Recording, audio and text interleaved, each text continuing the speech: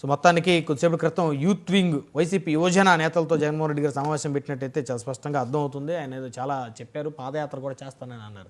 అంటే పాదయాత్ర ఎప్పటి నుంచి అని అనుకోవాలి?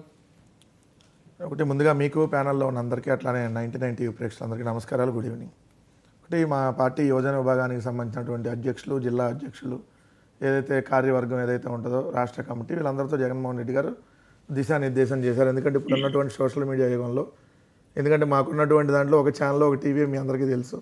సో అవతల ప్రత్యర్థి పార్టీకి ఎక్కువ ఛానల్స్ బలం కానీ పత్రికలు కానీ ఉన్నాయి. వాళ్ళు మెజారిటీ యూట్యూబ్ ఛానల్స్ను కూడా చాలా వరకు హ్యాండ్ ఓవర్ చేసుకొని ఏ విధంగా వాళ్ళు నిరంతరం దుష్ప్రచారం చేస్తున్నారు చూస్తున్నాం. కాబట్టి సో ఆ దుష్ప్రచారాన్ని మనం ఖచ్చితంగా తిప్పికొట్టాలంటే మన చేతిలో ఉన్నటువంటి మొబైలే మనకు ఆయుధం. మొబైల్ ఒక గన్ లాంటిది. సో దాంతోనే మనం ప్రత్యర్థులపై ఏదైతే ఇప్పుడు జరుగుతున్నటువంటి దాన్ని తిప్పికొట్టాలి అనేటటువంటిది చెప్పారు జగన్మోహన్ రెడ్డి గారు. ప్రతి ఒక్కరు సోషల్ మీడియాలో రమ్మంటున్నారు. డెఫినెట్లీగా సార్, మీకు తెలియదు ఏముంది, ఇప్పుడు టెక్నాలజీ మారే కొందుకు ఒకప్పుడు ఏంటి లెటర్లు వేసుకునేవాళ్ళం. దాని తర్వాత అదే చనిపోయినాక దినం టయానికి కూడా కర్మ టయానికి కూడా వెళ్ళేది కాదు లెటర్లు, కొన్ని చోట్ల అయితే. దాని తర్వాత మెల్లిగా పేపర్లు వచ్చినాయి. న్యూస్ మనం పొద్దున్నే పేపర్లు చూస్తే తప్ప తెలిసేది కాదు.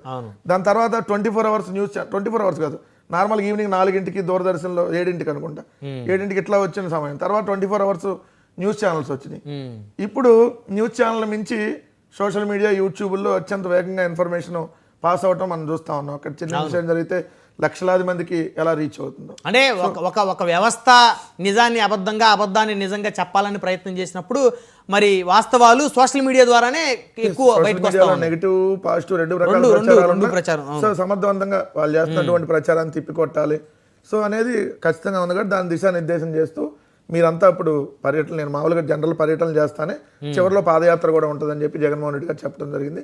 అది ఎప్పటి నుంచి ఉంటుంది అనేది మనకి ఎన్నికలు ఒకవేళ ముందు వస్తే ఇంకా ముందుకు రావచ్చు, లేదు 2029 ఎన్నికలు అనుకుంటే మీరు అన్నట్టు కొంచెం లేటుగా, అంతకుముందు కూడా మేము పాదయాత్ర చేస్తున్నాం. అప్పుడు ఎప్పుడు చేసాం, 2017 సంవత్సరంలో మేము స్టార్ట్ చేసాం పాదయాత్రని. సో 2017 స్టార్ట్ చేసి 2019 జనవరి దాకా నడిచింది, 2019 ఎన్నికలకు ముందు దాకా. సో అలానే మ్యాక్సిమం ఎన్నికలకు ముందు ఒక 2 సంవత్సరాల ముందు ఉండేటటువంటి అవకాశం ఉంది. అది ఎప్పుడు ఎన్నికలు వస్తాయి అనేది కొంత మనకి ఇంటెలిజెన్స్ రిపోర్ట్లు ఇవన్నీ ఉంటాయి కాబట్టి డెఫినెట్లీ సార్. ఇప్పుడు అన్ని నియోజకవర్గాల్లో అధ్యక్షులు ఏమో సార్, మా గ్రామ కమిటీలు ఉన్నాయి, సర్పంచులు, ఎంపీడీసీలు, జడ్పీడీసీ చాలా మంది వెళ్ళిపోయారు కదా. లేదు సార్, ఇప్పుడు ఎక్కడో ఒకళ్ళిద్దరు వెళ్ళిపోయినా కూడా మాకు ఆల్రెడీ పార్టీ మనం కొత్తగా పెట్టినటువంటి పార్టీ కాదు కదా. సో మా party already 3 general election face చేసాం. 2014, 2019, 2024 3 జనరల్ ఎలక్షన్స్. అవును. సో 175 నియోజకవర్గాల ఎలక్షన్స్ ఫేస్ చేసినటువంటి పార్టీ కాబట్టి సింగిల్ గానే. సో మేము ఎవరితో 175 కాకుండా ఒక 10, 20, 50 కూడా పోటీ చేసినటువంటి పొత్తు పెట్టుకోను సార్. మీరు పెట్టుకోవాలన్నా వేరే వాళ్ళు ఎవరు మీతో పొత్తుకు రారు కదా. అంటే మీరన్న ఇప్పుడున్న కూటమిలో భారతీయ జనతా పార్టీ 2014లో మమ్మల్ని అడిగింది, 2018లో తెలుగుదేశం విడిపోయిన తర్వాత మమ్మల్ని క్యాబినెట్ లో జాయిన్ అమ్మంది, 2019లో పొత్తు అడిగారు వాళ్ళు. తర్వాత మేము గెలిచిన తర్వాత 2 కేంద్ర మంత్రి పదవులు, సహాయ మంత్రి పదవులు కూడా ఇస్తా ఉన్నారు. అయినా మేము పోలా.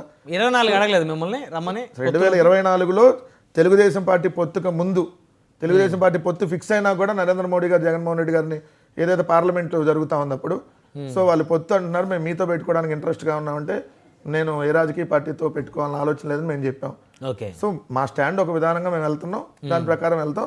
ఖచ్చితంగా పాదయాత్ర అయితే ఉంటుంది అనేది జగన్మోహన్ రెడ్డి గారు చెప్పినటువంటి దాని ప్రకారం. పాదయాత్ర 3.0 2.0 ఓకే అనుకోవాలి. ఎందుకంటే జగన్ గారు ఒకసారి కదా పాదయాత్ర చేసింది, రాజశేఖర్ గారు ఒకసారి చేశారు, జగన్ గారు ఒకసారి చేస్తున్నారు.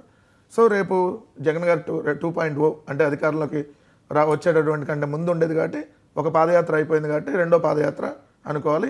ఈసారి మొన్న తిరిగిన దానికంటే ఎక్కువ కిలోమీటర్లు ఉంటుంది. 5,000 పెడతారు సార్ ఈసారి, చెప్పలేం కదా ఎలా ఉంటుంది ఏంటనేది. మొన్న తిరిగిన దానికి అంతకుముందు 3,648 కిలోమీటర్లు జగన్మోహన్ రెడ్డి గారు పాదయాత్ర చేస్తున్నారు.